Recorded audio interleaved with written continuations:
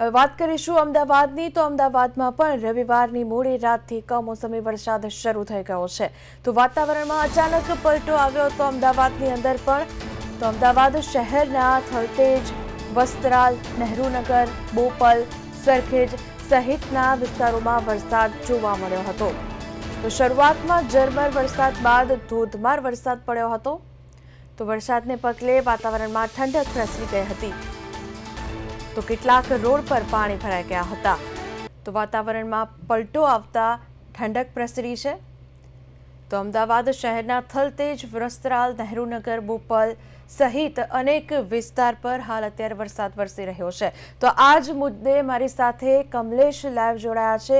મારા સંવાદદાતા કમલેશ જોડેથી તમામ અમદાવાદને લગતી વિગતો મેળવીશું। કમલેશ, હાલ જણાવશો, અમદાવાદની અંદર પણ વરસાદ જોવા મળી રહ્યો છે, અનેક જિલ્લામાં વરસાદ વરસી રહ્યો છે, વરસાદને લઈને અમદાવાદની અંદર કેવો છે માહોલ કમલેશ? જી, તમને વિની જણાવી દઉં, અમદાવાદના ખાસ કરીને આજે પશ્ચિમ વિસ્તારમાં ધોધમાર વરસાદ ખાબક્યો છે, પૂર્વમાં બી વરસાદ છે। જે રીતે જો અમદાવાદની વાત કરું તો થલતેજ છે, સરખેજ છે, પછી ગોતા છે, પછી અહીંથી તમે જાઓ તો ગાંધીનગર બાજુ છે, એટલે પાલડી છે, ટૂંકમાં પશ્ચિમ સમગ્ર જે નદીની આ બાજુનો જે વિસ્તાર છે ત્યાં સવારથી વરસાદ ખાબક્યો છે। સમગ્ર અમદાવાદના જે રસ્તાઓ છે ભીના ભીના થઈ ગયા છે, રોડ ઉપર પાણી છવાઈ રહ્યો છે। જે રીતે આપણે ગઈકાલે આગાહી કરી હતી કે હવામાન વિભાગે કહ્યું છે કે હવે આવનારા 5 કે 6 દિવસ કાફી વરસાદ, ભારેથી અતિભારે વરસાદ થવાનો છે। જે તે જ રીતે હાંજ પછી અમદાવાદના અલગ અલગ જિલ્લાઓમાં વરસાદી માહોલ છવાયો હતો, પરંતુ આજે સવારથી જ વરસાદ ખાબક્યો છે અને આજે પણ જે રીતે હવામાન વિભાગ દ્વારા એલર્ટ આપવામાં આવ્યું છે, બપોરના લગભગ 2 કે 3 વાગ્યા સુધી હળવો અથવા અતિભારે વરસાદ રહી શકે છે। આમ તો 6-7 દિવસ સુધી સમગ્ર રાજ્યમાં એલર્ટ છે। જો આખા ગુજરાતની વાત કરું તો 152 તાલુકા એવા છે કે જ્યાં અત્યારે વરસાદ વરસી રહ્યો છે। સુરતમાં લોકો તણાયા છે, જે રીતે અત્યારે તમે વિડીયો જોયા કે સુરતમાં એક વ્યક્તિ તરતો નજરે ચડી રહ્યો છે। એટલે અલગ અલગ જગ્યાએ બોટાદ છે, અમરેલી છે, સૌથી વધારે વરસાદ વિની પડ્યો હોય તો એ ભાવનગર છે,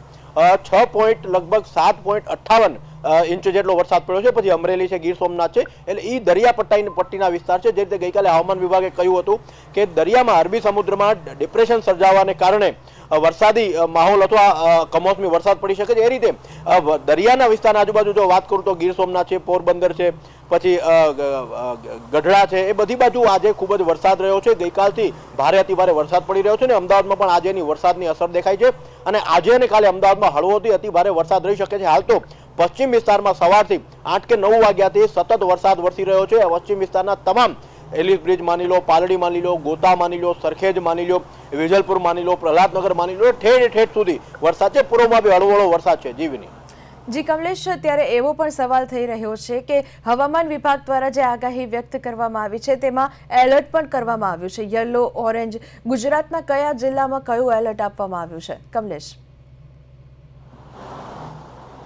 હું તમને વિની વાત કરાવું તો હાલ અત્યારે જે રીતે બોટાદ, અમરેલી અને ભાવનગર એ વિસ્તારોમાં અત્યારે ખૂબ જ 2 કે 3 કલાક સુધી રેડ એલર્ટ છે। બાકી જે રીતે વાત કરું કે ગુજરાતના 4 જિલ્લા એટલે કે 4 ઝોન, એટલે કે સૌરાષ્ટ્ર ઝોન છે, પછી કચ્છ છે, પછી દક્ષિણ ગુજરાત, મધ્ય, અને જો હું વાત કરું કયા જિલ્લામાં એલર્ટ આવે છે તો એ બાબતની જો હું તમને વધુ વિગત આપવાની વાત કરું તો જો હાલ તો જે રીતે માહિતી મળી રહી છે કે બનાસકાંઠા, પાટણ છે, પછી સાબરકાંઠા છે, ઉત્તર ગુજરાતમાં યલો એલર્ટ છે, પછી સૌરાષ્ટ્રના જેટલા પણ જિલ્લા છે એમાં બી ઓરેન્જ એલર્ટ છે અને અમદાવાદનું જે વિસ્તારની જો વાત કરતો અત્યારે 2 કે 3 કલાક સુધી ઓરેન્જ એલર્ટ છે અને બાકી એ બાદ યલો એલર્ટ મળી શકે છે।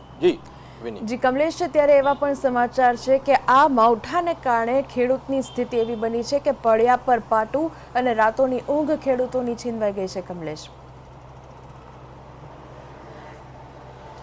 જી, જે રીતે હું તમને જણાવું કે કમોસમી વરસાદ, પહેલી વસ્તુ તો એ છે વિની કે અત્યારે જે રીતે શિયાળાનો સમય છે, પાક કાપણીનો સમય છે, સમગ્ર પાક તૈયાર હતો, શિયાળાની તૈયારી હતી, શિયાળાનો જે પણ પાક હતો હવે બસ તૈયારી હતી કે કાપવાનો સમય હતો, પરંતુ આ કમોસમી વરસાદ વરસતા ખેડૂતોની આશા ઉપર પાણી ફેરવાઈ ગયું છે। ખેડૂતો ક્યાંક ને ક્યાંક અત્યારે રાતા પાણીએ રડી રહ્યા છે। સરકારે પણ ખેડૂતોને ઓછું નુકસાન થાય તેની માટે ગાઈડલાઇન્સ જાહેર કરી છે અને એને સરકાર દર વખતે ક્યાંક ને ક્યાંક જે વરસાદનું જે નુકસાન થતું હોય છે તેને પાક વીમા પણ આપતી હોય છે, પરંતુ એ રીતે હાલ અત્યારે સરકારે ગઈકાલે જે રીતે કીધું તો હવામાન વિભાગે, ખેતી વિભાગે કહ્યું હતું કે ખેડૂતો થઈ શકેલું ઊભા પાકને ઢાંકી દે, એટલે કે થઈ શકે એટલું ઓછું નુકસાન થઈ શકે, સમસ્યાઓનો સામનો કરી શકાય।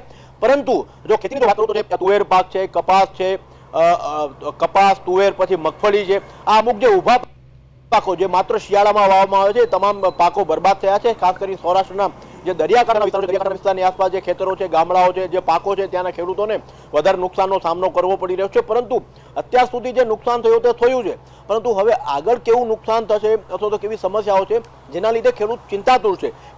સામાન્ય રીતે કહી શકાય કે ખેડૂત નુકસાનથી તો એ હેરાન થતો હોય છે, પરંતુ એની ચિંતાથી વધારે હેરાન થતો હોય છે. કારણ કે એ કોઈ પણ પાક વાવે છે તો એને 3 કે 6 મહિનાનો સમય લાગતો હોય છે. હવે શિયાળાનો ઊભો પાક હતો, તે કાપવાની તૈયારીમાં હતો, પરંતુ અત્યારે કપાયો નથી અને વરસાદ પડી રહ્યો છે, માવઠું પડી રહ્યું છે અને સતત ગુજરાતમાં 1, 2, 3, 4 જિલ્લા નહીં પરંતુ 152 તાલુકામાં છે. સમગ્ર મહાનગરોમાં વરસાદ છે. સુરતમાં ગઈકાલે, વડોદરામાં વરસાદ પડ્યો હતો, અમદાવાદમાં વરસાદ પડ્યો છે. એટલે કહી શકાય કે ખેડૂતો અત્યારે ખૂબ જ દુવિધામાં મુકાયા છે. જગતનો તાજ ચિંતામાં છે. સરકાર એને થઈ શકેલી રાહત આપે છે, પણ સરકાર ક્યારે રાહત આપશે એ હજી નક્કી પછી થવાનું છે. હાલ તો ખેડૂતના ઘર છે એમાં માતમ છવાયો છે. ખેડૂતોના અંદર કે દુઃખ પ્રસર્યું છે. કારણ કે હવે તમે જોવો છો જે વિનિશલા કેટલાય સમયથી શિયાળો હોય, ઉનાળો હોય, ચોમાસું હોય, કમોસમી વરસાદ વરસી રહ્યો છે. હવે જેટલી પણ સિઝનો છે, ઋતુઓ છે, એ મિક્સ ઋતુઓ દેખાઈ રહી છે અને અવારનવાર વરસાદ આવતા ખેડૂતને નુકસાન થાય છે. સમગ્ર અંતે જોવા જઈએ તો કૃષિ પાક જે ખેતી પ્રધાન, જે ખેતીની આર્થિક ઇન્કમ છે, એમાં ક્યાંક ને ક્યાંક નુકસાન છે અને એનું જે નુકસાન છે એ તો ક્યાંક ને ક્યાંક ખેડૂતને ભોગવવું પડી રહ્યું છે. એમાં કોઈ છૂટકો નથી. પરંતુ સરકાર હવે કેવી રાહતની જાહેરાત કરે છે, હજી વરસાદ કેટલો પડશે એની ઉપર આકલન લગાડશે. જી બિલકુલ કમલેશ, અમારી સાથે જોડાઈને તમામ માહિતી આપવા બદલ આપનો આભાર કમલેશ. તો વરસાદને લઈને તમામ અપડેટ અમે આપને જણાવતા રહેશું. અત્યારે હાલ જે આપણે વાત કરી અમદાવાદની, તો અમદાવાદના દ્રશ્યો છે જ્યાં અનેક જગ્યાએ વરસાદ વરસી રહ્યો છે.